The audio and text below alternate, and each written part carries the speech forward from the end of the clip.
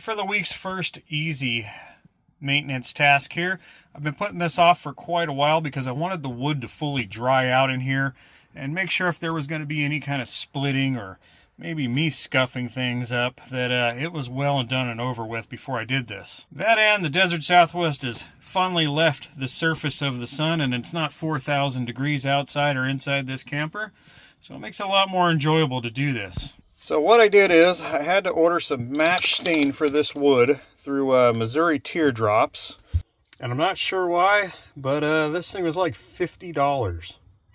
Pretty crazy. And what I'm going to do is I'm going to go through the whole entire trailer and find any little nicks like that, or that, or maybe a couple of these very faint areas where the wood kind of split finally. Those have been staying that way ever since, so I'm not too worried about it. Looks like we got a piece down here from when I accidentally hit this thing into it and caught a piece of wood, things like that. And kind of a bad boo-boo here on the inside of the back cabinet. Something rubbed up against that. I'm not sure what did that in here, but for the most part, everything's been pretty minimal. But I like to keep things looking nice, and it'll definitely satisfy my OCD. Now, I'm not quite sure what type of stain this is. I don't know if this is oil-based or not, or it has a pretty strong smell to it, and it's thick. It kind of dries like paint, so maybe it's got like some kind of sealant built into it. I'm not sure. So I'm going to use some brushes to do this because it's just touch-up, and I actually went through and modified my own here to get an even finer tip on that. They're cheap and they're throwaway, so I don't care. And as you can see, the brush that comes in the bottle is just way too big as usual. So we're just going to take a little on the brush here. And I'm just going to come in here and just touch up that exposed wood right on the edge. Just fill that in. And I'm going to continue to go around and find all the little spots. And just put enough stain on it to cover the exposed part. Especially when it comes to these very fine cracks right here. I just want to fill them in, and I'll wipe off the excess. And it'll be good as new, and you won't even notice it. And I'm still lucky enough to have surgical precision with my hand, so I just barely filled in these little splits. There's another one right there, going to be kind of hard to see. And I'm going to gently take a piece of paper towel just to wipe the top surface off. And you'll never even know it's there. And I'm even going to use my very fine brush to just dab that in just like that on this big patch. That's all you really need until you get it filled in. So it's just like a chip and scratch feeling on a vehicle. You just want to dab it in the inside.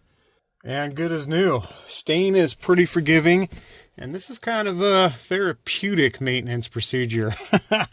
As you can see, our big spot there is hardly even noticeable. It looks kind of like the weird swirl of knot in the wood that was there. That actually required about 2 coats, but you can't tell there's anything going on anymore. Alright, pretty easy maintenance or touch-up procedure here. And dealing with stains fairly easy. It's hard to mess up unless you spilled it on your cushions, of course, but now I'm just going to make my way through the whole camper and find any little edges, nicks, chips, and cracks and fill those in, and should be good as new for at least a couple more years. Alright, it's been a couple hours later. Let's check out how our stain set in there. Not too bad, and this light will show you all the flaws, by the way. So in normal daylight, you can't even tell that anything has been done here. This split kind of looks more pronounced with the headlamp on, but at least it's dark color. This one up here looks like it's blended in. Same with this one up here. Can't even tell that one's there anymore. And I came through and touched up all kinds of spots around edges. There was a few that were down here. And all those little nicks that were here are gone. I even came through and darkened up this top edge to get it to match a little better to the front. That little wood split down at the bottom. And then right up here at the front cabinet, there was a little bit of a knot split there, and that's all covered up. And our bad spot in the cabinet just kind of looks like a lighter gray color. I might need one more coat for a third coat, but that is a lot better than it was. My OCD is definitely satisfied now. Not too bad. And the last but most important order of business left to do is we need to address that slight leak I got in here on the last trip when I was driving through the rain. And of course I had water down there, but when it comes to leaks, you never know exactly where they're coming from. I mean, they could be coming from, I don't know, somewhere up in the roof, running down a wall and coming out here. And the big indicator that it was definitely the wheel well area was I had that big dust ring that kind of follows that reflection up against the wall. And one way I checked for that is I put a very bright drop light in here when it was dark out, and I went outside to see if I seen any light coming through that wheel well area or the bottom of the trailer or anywhere else. I did that from the outside and I did it from the inside, and unfortunately I didn't see any light. And I want to make sure 100% that that is in fact the location that this thing's leaking in at, so I don't have to redo it for nothing. But another good way to check for leaks or air gaps and leaks in your trailer is turn on the vent fan venting outwards. If your trailer is decently sealed well, you should be able to feel a little bit of a breeze or air being sucked through creases and cracks in your trailer. So I got out my touchy-feelies, went all around that wheel well, and most definitely I could feel air being pulled in from in between the wheel well and the wall area. And if your touchy-feelies still aren't that sensitive, get them a little wet and you should feel some airflow cruising over your fingertips and hand.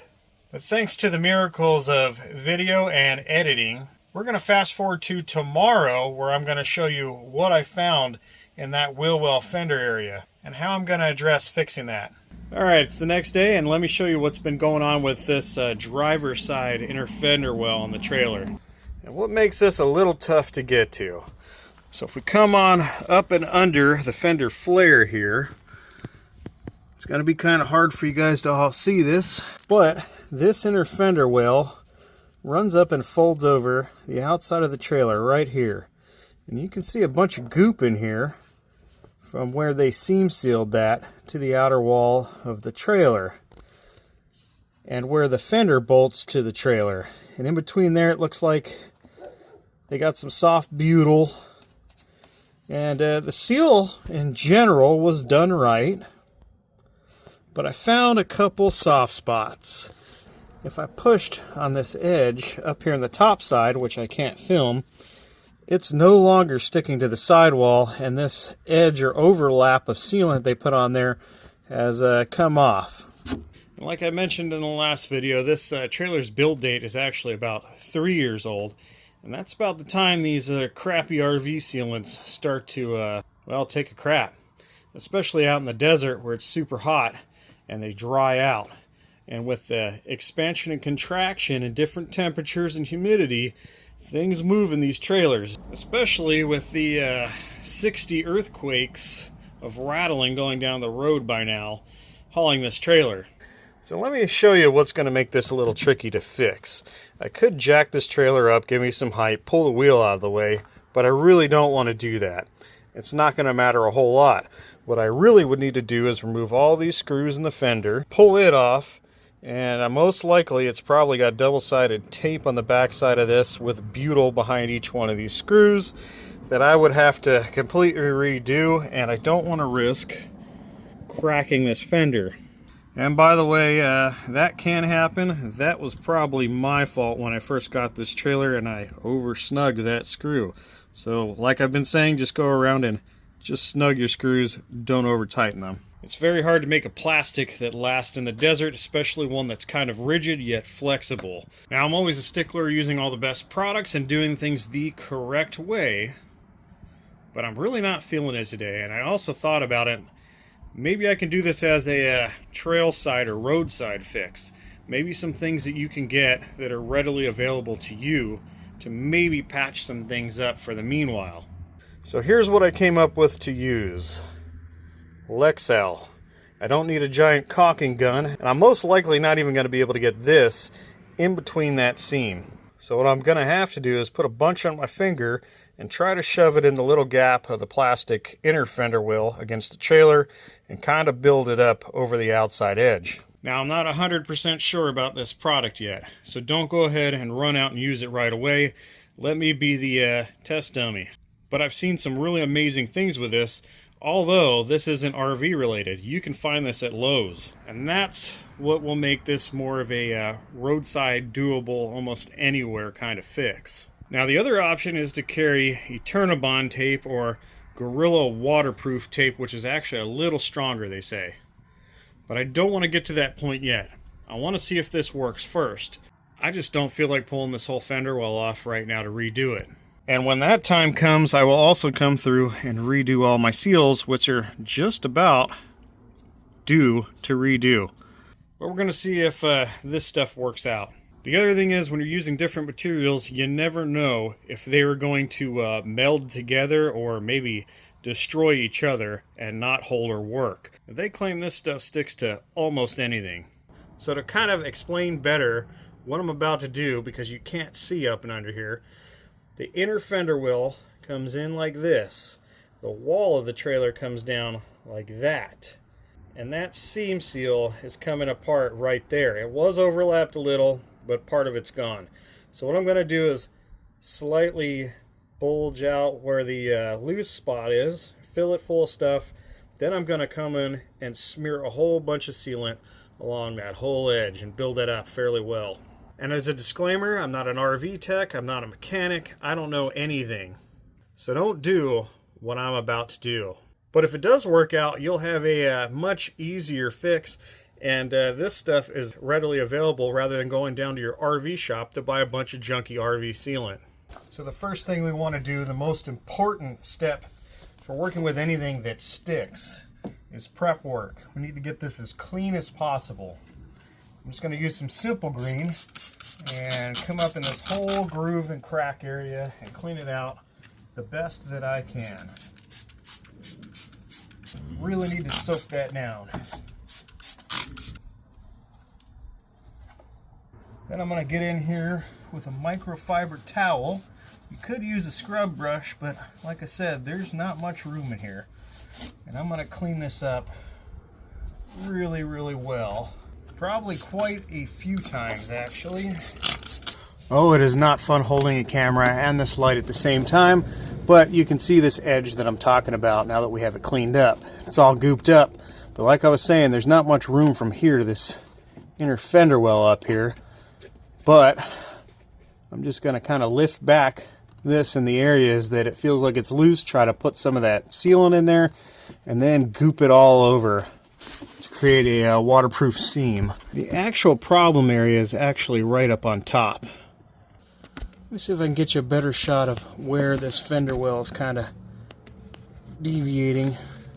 So when we were going down the road, all that water was fleeing in this direction, pushing in, and it came down in that little groove between the wall and it pushed its way in. Now if I do use Eternabond tape, it's going to be extremely tough to get it in there because I don't think you can form shape that tape.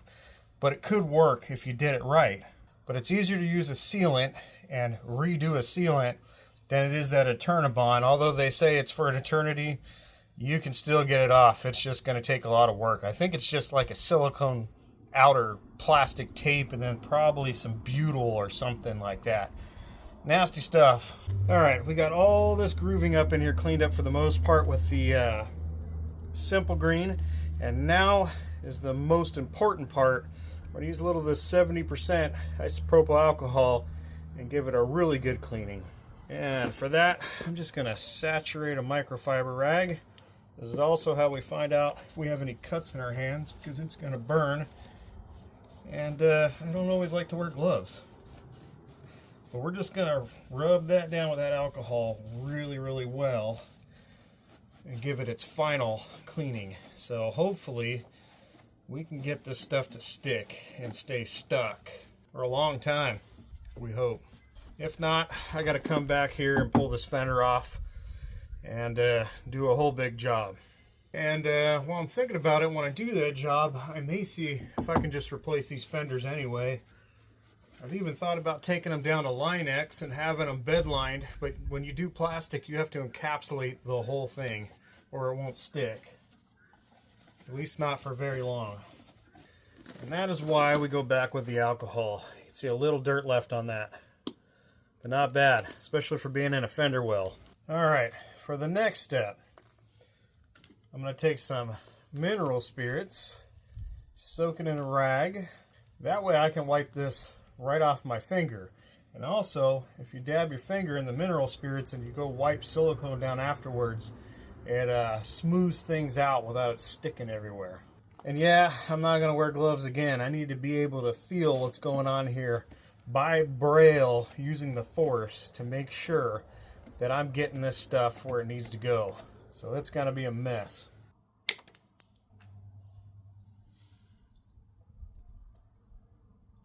All right, here we go.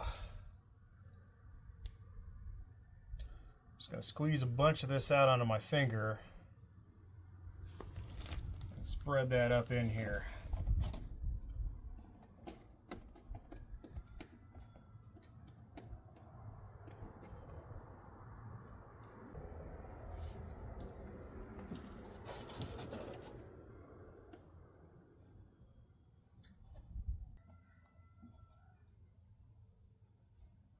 All right, we got it all gooped up in here, and not being able to see anything, I think it did an okay job. But I don't know if I put enough material in there because, like I said, the inner fender wheel comes in like this, the wall comes down like this, and there was a little gap in between here and here. So I had to kind of fill that right in this top edge and overlap it. The good thing was there was sealant behind it, which was right. It's just that some of the top edge finally broke. So now let's see if I can shove this camera up in there and show you what I did.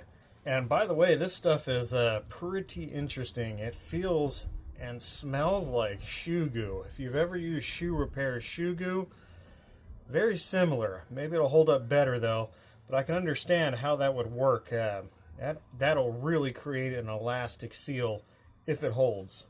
And supposedly this stuff doesn't start to yellow and mold like regular sealant does on these things.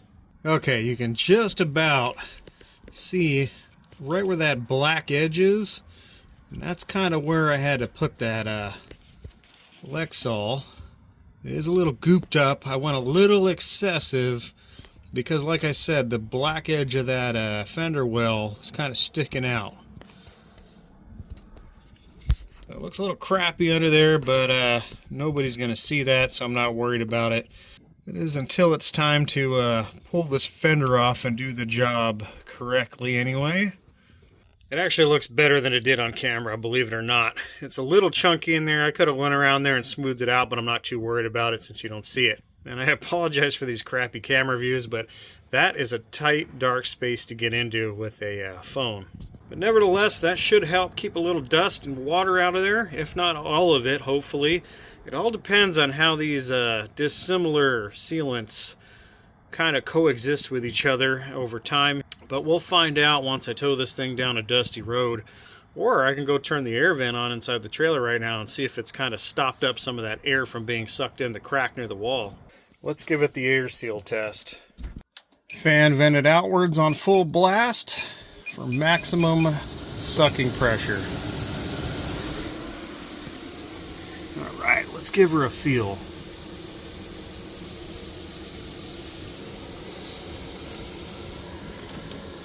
Now, I do feel some air being pulled out of here, but not nearly as bad, and that's probably coming from inside the wall under the bathroom area. But as far as up here, I don't feel anything. I may have to thicken up that goop seal, but it just may do the job. But either way, in a pinch and an emergency, that could be the way to go. But let me be the guinea pig. Let me test that for a couple weeks to see how that stuff holds up. The people that have used this for houses, bathrooms, and even some RVs have had really, really good luck with that stuff. I think it stays very pliable. But in a pinch, that works, and it'll get you down the road, and if you have to redo it professionally, you can have it redone professionally later. But if it does last, I'm using that stuff instead. And one last common sense tip, if you have any kind of oil-soaked, chemical-soaked rags, you may want to set them out, let them dry out, and put them in a sealed trash can or container. You definitely don't want these things to spontaneously combust in the heat, and that can happen. And while we're on the subject of sealants, expansion, and contraction, let me show you something here. Check this out. Look at the rate of expansion going on here now. Now anybody that watched that video from about 9 or 10 months ago would know I came through here and redid these seals in the bathroom. And I did everything correctly.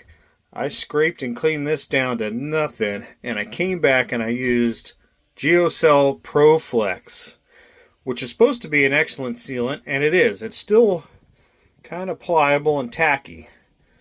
So not entirely their fault at all. It's still got some nice give. But the interesting thing to note here, this wall is wood, and this wall is wood. This wall here is all composite. Tomorrow, this gap may be completely closed up. You won't even see any of that cracking.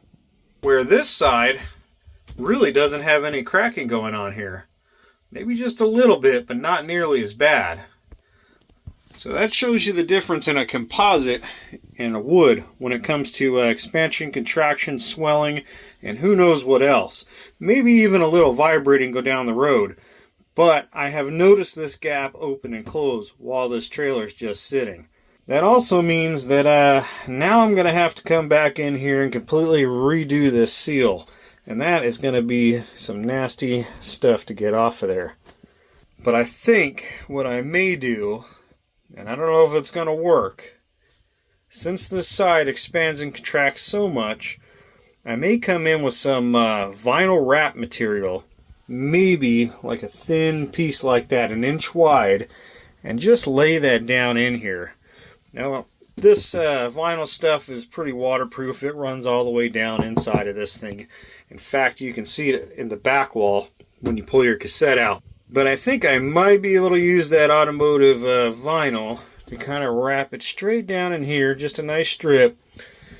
And that may allow for the expansion and contraction while keeping some water out from running down in there. But when I'm talking about wood in this trailer from 22 up, that is the only wood other than what's up here in the roof. And that's a really thin piece of plywood. I think they call it Luan. That way they can get that shape curved in here. But hopefully one day they will figure out some kind of a composite material to eliminate that. And what most don't understand is a wall inside of your trailer, even as simple as this and this, is actually a structural component. That is what's kind of keeping this whole curved teardrop box stable and sturdy. And these walls are really stable and sturdy, by the way. So that is all due from just weather. The other thing I see people having problems with is when it comes to the vinyl wallpaper in seams. And I just started to notice this pop up in mine. Can you see that wrinkle?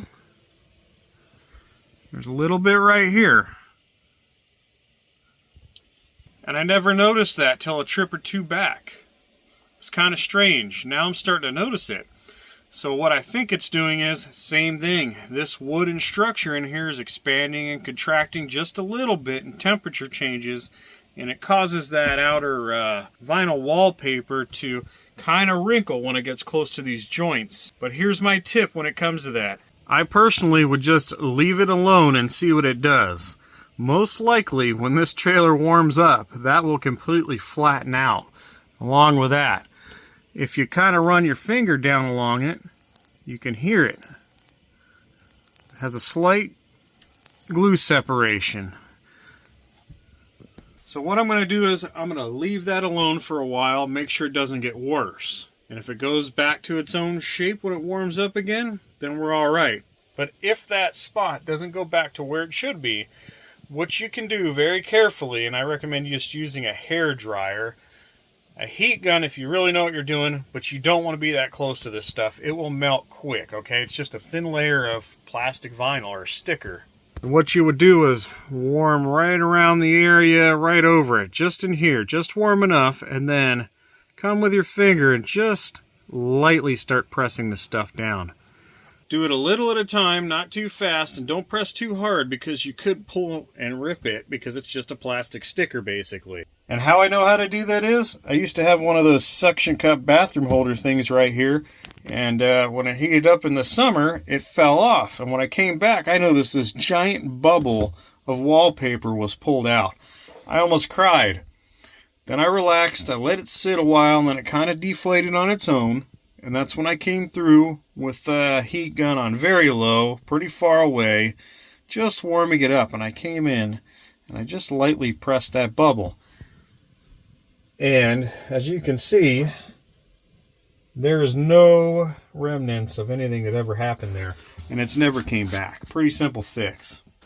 Alright, now it's time for me to get up and under this cushion, wheel well area, and back behind here where the Aldi is under the bed, and do some dusting and some cleaning, so that way I can tell next time I go down a dirt road, if I see any silt and dust coming in through there, then I definitely know that that seal job didn't do its job.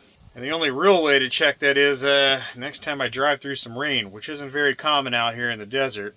But hopefully that fine silt will give me the indicator before that ever happens. Well, I know this wasn't a very exciting video unless you're into RVing and want to know about RV maintenance and fixes or new camp tab related fixes specifically. And I really haven't done a how-to or fix-it video in a while. The reason being is the stupid algorithm will start knocking down any of the other following videos if these how-to videos don't get seen by the algorithm and kind of boost things up. But either way, I had to get a lot of things done in between trips, especially that fender well, most importantly. And I figured, well, while I'm doing it, I might as well just roll everything into one video and get it out of the way, because if I threw it into a camp video, it'd probably be running like an hour and a half long. But very shortly here, I should have a camping video coming up.